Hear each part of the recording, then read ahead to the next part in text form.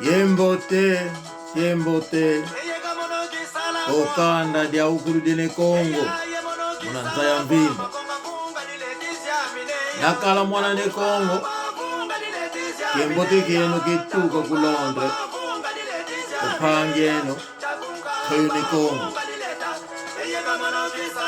Toyo ni Kongo, ipangeno, gobilangi kwako. Kokolo welanga ku Londres. Unu inema mengi ko malgulu kamba. Kansi. Nzebu maibo banga ayengi ka zola moko kasi. Buka luzole moko.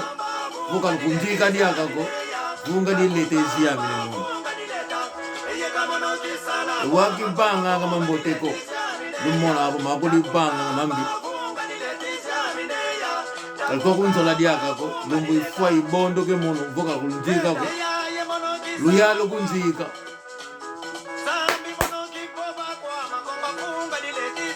Bunga diletezi ya mina ekuma. Maibo banga matokolu banga pasi. Kaltombo zola ko.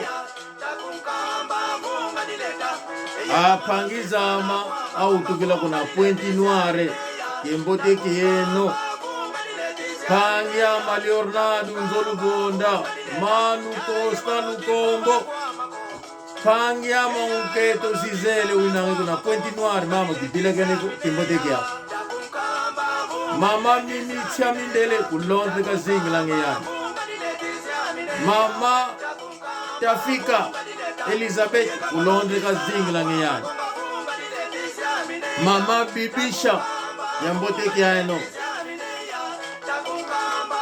DM yani diaga kulonze ka zinglange Kembote mama Nzuzi yani kumelizika ka zinglange yani kaka kalabo mona lokumona Enzami kwa luzolo muna lumutwa kuiza muna 10 Decembre solo muna konono ku Londres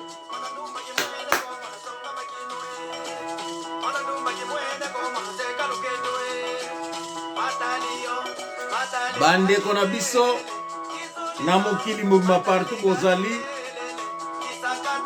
bokota na canal na biso Ana ne Kongo lukisone kesa luenda kuna YouTube Ana spasu ne spasu Kongo konkapa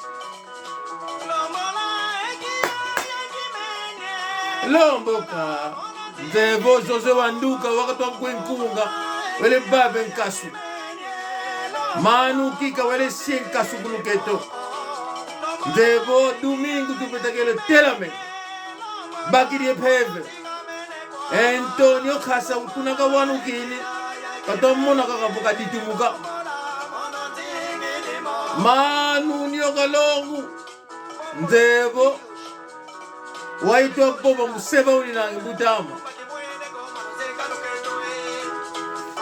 mono pisike ni mamutama kifuanga choniko emankaka kadiambu kululemvu ka emankaka mono monabo nangwa kake kono futi monabo se laka mukiti mvuende yale linda bilakana kambote ye vunsi nkungi fyoti kokola Nzevu mbutama nyoka longo kuna keni nanga fuidi yetu sevu embute mono bisike ni mangi nanga mbutama kibilaka nanga kanda ko embuta kokanda mama kwetela diotamba manzambi yani kubelishika kazingilanga kanda diama tokwa ku Londres mukiadi tuninanga kuma engwanzumba lumingu lukaluluta kikalabo lumbukeya kakabonduka engwanzumba zieme unu kazieme unu ke lumbuke tetike lumingu ngwanzumba kaziyama ngwanzumba yani ngakalabo mutu kalituma kuna nzamvimba mono ngamu zenkaka ngina zao kuyani mbakilizo kansi ekindoki kibakili ekindoki kyani kapene kyoko kakukamba bo ngebaka kindoki kizolele kyoko bukinkamba bo mono mwana likongo nginanga kizole bunda kindoki ye mundeleko idina bo kindoki kyao yemanga kyo pasivo ngenatani nikanda nzevo pangyama tsingi lubaki palanga negra fuidi tu sevo pangyama kingi bako fuidi tu sevo pangyama kia misito eto esi bata tuninanga eto kanda tunuani nangeto mbutama manu masivi Maître Jibril mkuna landi nanga pastor Lukau kuna Irlanda nzevo mkuna landi nanga mama Florence yetoko diako kuna Irlanda pangyama Firenze enlekyama yakala bokyala kubila enokulu kuna Irlanda pange no toyo Kongo kalubila keneko ulubene kimbote apangizama ekwaku engwanzumba zieme kansi mono kiele koko waluzebo mono bate inwani nange mono diambu na di kalabo diambu di kane di nkaka kikotanga moko makaka na kota mo nete nkano guabu makaka nkano ambu takele kukamba bo kalunga yole la mutetu na wenda kuna kalunga ukoti mukatiko obabe tadi usimu na simu bomu na ndambu ubuanda na yola ndabutu kikunzo na laga bo ikota mukati kuinange kalunga magwane koko makalunga pangyama kwa kusimu kunduaka kodiaka ko kalunga nataka kunata namona boka mambu maku kukotiko namona bo diambu di kanda di kanga fuku zole bita kanako kukotiko manu George Sandi nzevo ziwidi matu mulanda kenanga pangyama Jose Wanduka nzevo ya itangu bakide kazu sidi kazu bomuko ziwide enlangi malavu mkona nwegeni nanga mkona landi geni nanga mutama yeutuka yandi manu Miguel Narciso embuta ibene kembote inleki ya kutoyene ko ndio tu kokola pangyama João Luzaisu Luzayadio lemvuka ibene kembote per mulangi endio na mbutama embuta efumunzandu katoma kulunda pasivonitu ifutuka ikala yake mbote mama mimi chamindele tubila keneko apangizama diamu ditoku pange pasi diamu di pata diamu di zombo yojo diamu zoli bobile unu mbuta masivi kakumbokela bonleke nzevu kusaluni nanga ikansi tangu luake kunzo nzevu tangu lande mambu makanda bo pasi de kubanga bo mambu mbuta kediamu yani bo dibwiri kuna zombo ke mambu mbutamo ukambi bukilindi kukamba ko musaluni nanga kadi ambuko mbene saluzilwaka kunzo tangu ndweke kunzo mbokini mbutama bo enleke kunapata bo emimpela vai kilikembi kukanda bo awagyale bata apangiza bululembuka apangizama lulemvuka watu twapopele mambo makanda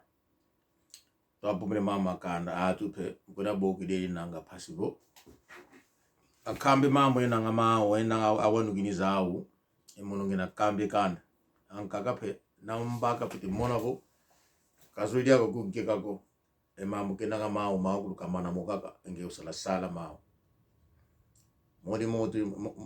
modi mono iwanu ko ingunguriye isi mambo kansi nakalantukanda ulenipe tina moko apangizama tufutuke fetu kumanima tunapopele mambo mapanga meni kuzombo apangizama ilendi kulubunako yambu ntoli kulutela po emempela di mwanga na dinaka emempela auki kulu kaina diaka yenguiza niko entunyoka enjoni nanga po ntumempela mambo kenanga mau atu kasala ngao watu kakele salao di diambu di to banga bo muingilu di banga mene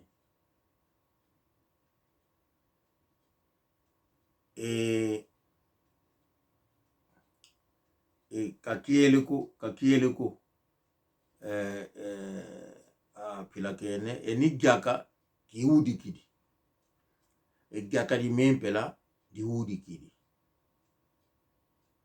pambu zivili banga muna gyaka ki mempela diodi di bengi bo atu ankaka wa baika enda kuna unita bandeko unita aganya ki election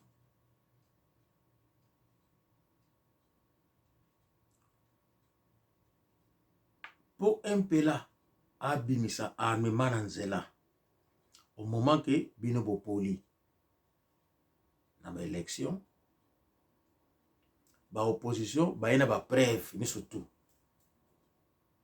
bino na seni botu batu na bino bo imposer ba onge non botanga susi yango te bo bakaki no gouvernement a gagner tango peuple alinga bima bino bo tie minduki na nzela ndeko na ngai soki botali biloko oyo empela atiaki na nzela mais wana ndiri soki nobunda na Maroc contre Maroc to sobunda contre Algérie or ko tiango pour intimider propre peuple oya yo bazokufa nzala oyo bazako lela bandeko empela akanisi ke a intimider batu mais empela abongoli mitema ya peuple angolais mingi azokisi peuple angolais mingi bandeko na fitir na 5 ans oyo empela olinga gouverner bokomona mabe mingi kosalema na Angola ba crime ko bakisama ba mikonzi mingi Angola bako perdre bana na bango to mabota na bango parce que peuple angolais mingi bako sakana bako sangana bako venger contre bango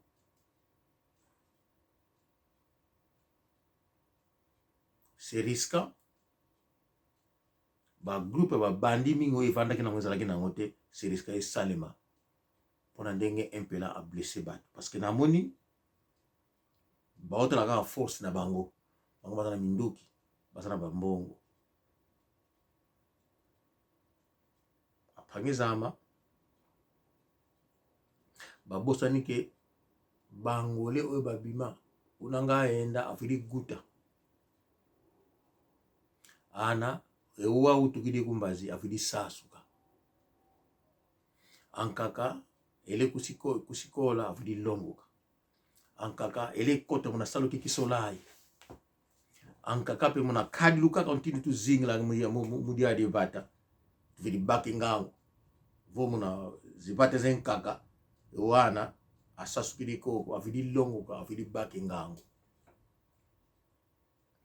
wana kazola peko bo na tadika ke sengu ngona nyongi kenanga bo e bata ka tomako e diamu nzulingi na kuna bata kitwa lenda ko yowana kama mambo kazola mugope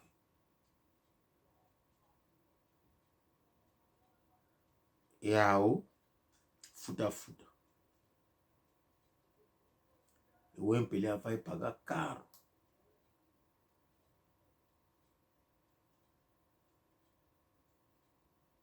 O MPLA vai pagar caro, porque o MPLA quer fazer história no mundo, que é um certo governo que governou durante 50 anos. É isso que o MPLA quer fazer. Mas os 50 anos vai lhes custar caro. E de diambo, kilende kulubunako, kilende kulubunako, unzego, ma mengi mabanga ma. E atu engindu, engindu zividi soa, atu vidi kituka. E muna yoyo kituki, edito kituke ya atu. Mbima banga makuna pata dieto. Kidina, e mono ngizidi, yevani gelongi kokanda diama, bo apangizama. Diamo kwa tuwa zako bo, ezombo, muteko kadina. Ezozo nzenza nga eza, avuanda adidi, kasi, esi mona bo, esi vata, mukana temu kini na ngimeso. Aope alena bata kana po eto tu vidi vata, tu bake vata, tu lenda kwa landa. Ato mona bombote kuti dio vata, ateka dio kwa atu enkaka, awana tenzimbu, kutu sale eto, katulenda ziona dio vata kwa kuma. Tango tuzola buto nuane ne vata, lombele menga. Menga zezi, kuna lombi bu, menga zezi, kala bu menga zezi, fiti tiamuna, tubake dio vata, yoyo tangu, mumambu, katulenda mudiaka. Ezozo, ingindu inanga zao. Kasi ilukezo ka mwenevo, vata, kasala sise vata kuna moko ze katangezi. Kumae, tutu mwene kala bo, watu inanga po kreole, katuko. Apagizama, tusikule meso. E Angola, porque vizinho também são nossos irmãos. Não. Vizinho nem o teu irmão. Portugal nem o teu irmão.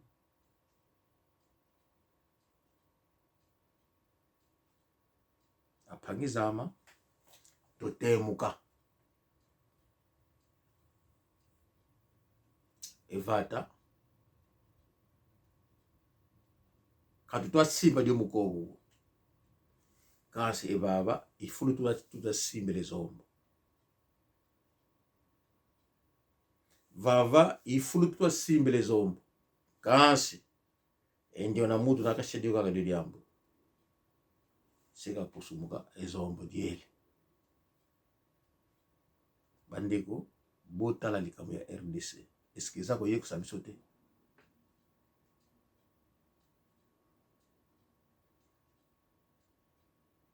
Soki botali likamu ya RDC, bozana bongo, boko comprendre likamu zia na Angola. Lelo ba Rwandais, bazo kota na Angola. Souffle wa Congolais. Parce que tu peux se des images qui n'ont pas Congolais, on a biso. Lelo na Angola, basa na communauté rwandaise munene.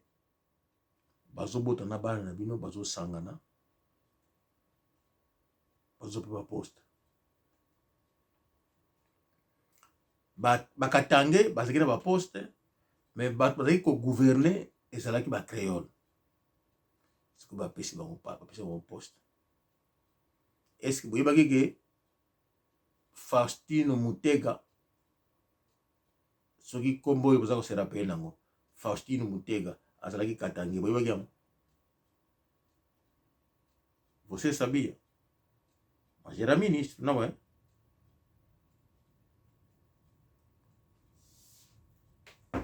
Sabe, na pessoa não.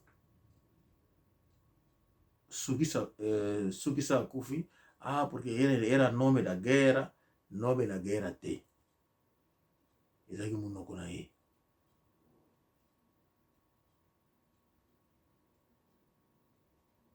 Bandeko tosala attention totika fanatisme parce que soki tete fanatisme liboso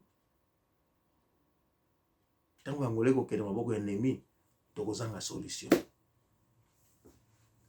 Emono kina lauko maoko libo bange mono makeleka manu Zakaria Mayala dio kupilula manu Ngombo Masivi Irmão Shora Panyama Emmanuel Diamulungila Panyama unketo kalanga ku France osotoka wantoto katoloka ko tufete kala otemuka tokala baki mosi modi mika membo legla baki mosi sikamena baki mosi bo sikamena mosi legla baki mosi oka to banga dioko dila tu dila bandeko portugais à comprendre que peuple amola comme ini bandeko na yebisa bino ke peuple Congo azali moto ali boso oyo abomaka mundele abo pardon sorry olim sangai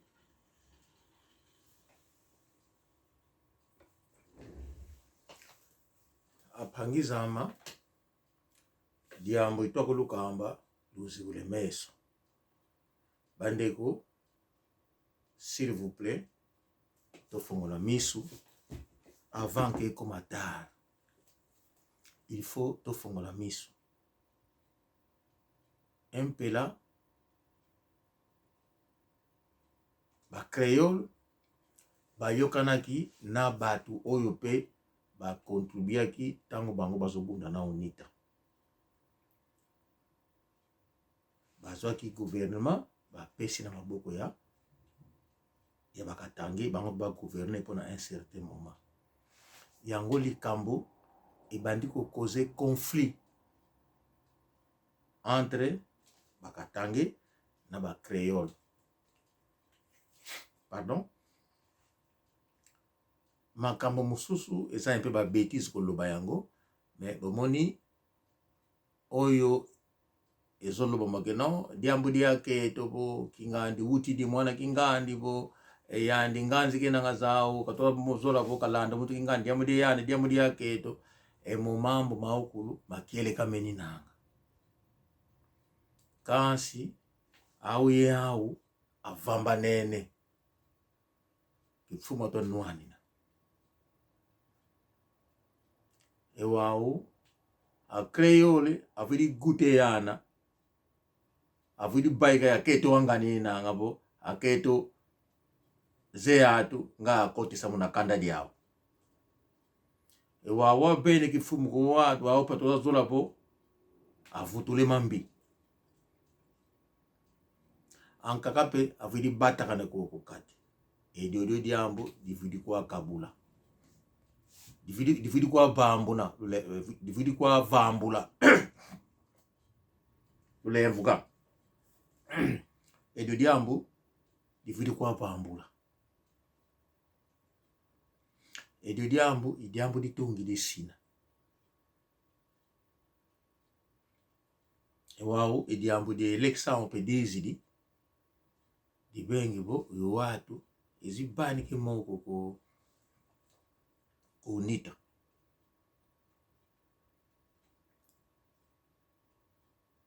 o povo também entendeu isso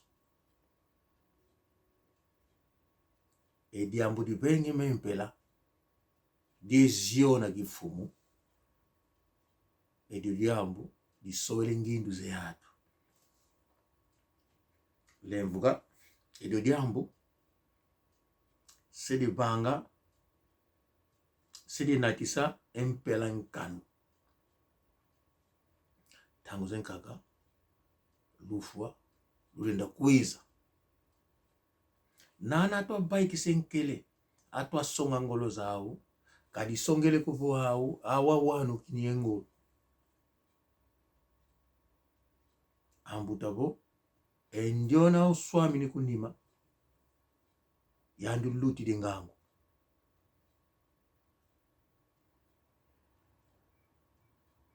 ekumange kutwa sako bo mutu wina ikuniwa uswama gena wakuzemu yani kubonda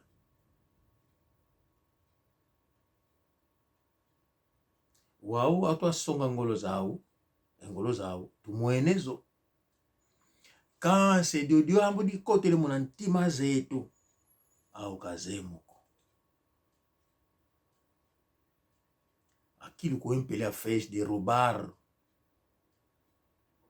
eleições e o poder pela força magoou o povo angolano. E essa coisa vai criar forças no meio dos angolanos. Isso que vai trazer a queda do MPLA. O MPLA vão pagar. Porque o MPLA pensa que as armas que estão a mostrar lá em Angola, aquelas armas só podem ser mostradas em Angola. Mas aqui fora vocês não fazem. Quando manda as famílias fora, vocês precisam guardar costas. E desta vez vão ser muitos guarda-costas para cuidar de vossas famílias. Porque muitos de vocês vão cair. Porque quando vocês matam, pensa que é o fim do mundo. Não é o fim do mundo. Vocês também vão chorar como nós choramos. A família dos Santos não anda à vontade, anda a se esconder. Virá a vossa vez.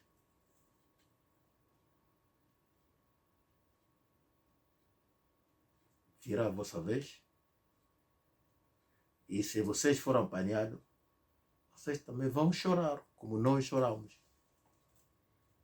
Como fizeram chorar outras famílias. E do diabo ele quem uno, calubila ganhou.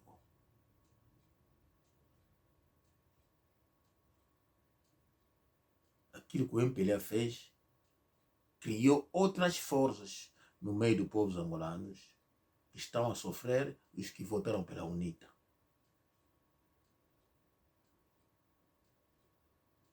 Eu entendi, não foi a UNITA, mas foi o povo que entendeu o que o MPLA é, e o povo mudou. E o povo tinha esperança que ia tirar o MPLA para trazer um outro partido, para mudar, porque a UNITA não vai acabar com fome, porque vão precisar anos para poder trabalhar, mas pelo menos vão mudar outras coisas. E o MPLA não quis fazer isso. Querem mostrar a força no povo. Mas vocês não vão ganhar o povo. Podem fazer sair armamento, mas no vosso meio também.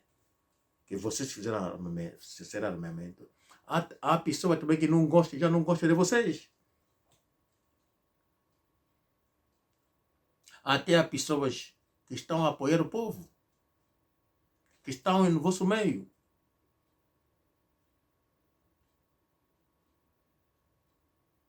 E dinavo, apangizama. Mbuenevo, ejadidiambo, aengi, katwa toma landa mambo ma to bang makubata bo. Ye landa man o velho Marculino Moko.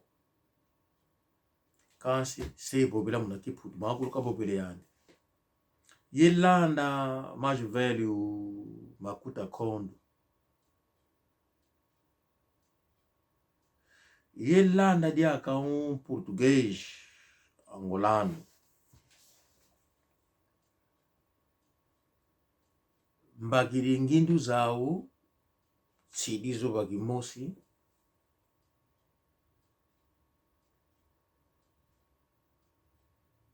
se vamos aqui por passivo e canda e povo atumabakusa empela kakala ingindu bo unita nakabaikise atu au abonda atu unita mununzevo isso tu alertar a gente da UNITA. O MPLA vai criar uma segurança que vai começar a entrar nas casas para começar a matar os que são da UNITA e começar a matar aqueles jovens que estavam a trabalhar, a fazer propaganda para a UNITA. É isso que o MPLA vai fazer. O MPLA vai querer repetir os que fizeram em 92,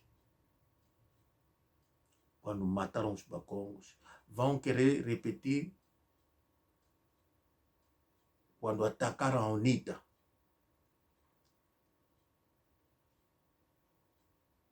E vão querer repetir isso para calar a boca da porque sentir agora que não, a UNITA tem força. E a única forma para acabar essa força é para começar a matar a gente da UNITA. E a UNITA para ter muito, muito cuidado. Muito cuidado. E o povo, para não recuar, ser bem atento, se organizar muito, muito bem, arranjar um meio de se vingar com esses lacaios do MPLA. Porque são maus, de mau coração, e mostraram o mau coração do povo angolano, porque nós agora vimos isso. Já não vai ser da propaganda do MPLA falar, mas vimos isso. Agradeço o meu povo, sempre falo o nome do meu povo, sempre quis o bem do meu povo, quis o bem do meu povo e quero o bem do meu povo. Vê lá o povo a comer nos lixos, é triste, enquanto que temos dinheiro e somos um país rico, para não deixar estrangeiro mandar na nossa Angola. Abraço a todos. Feliz noite a todos. Até a próxima. Tchau, tchau.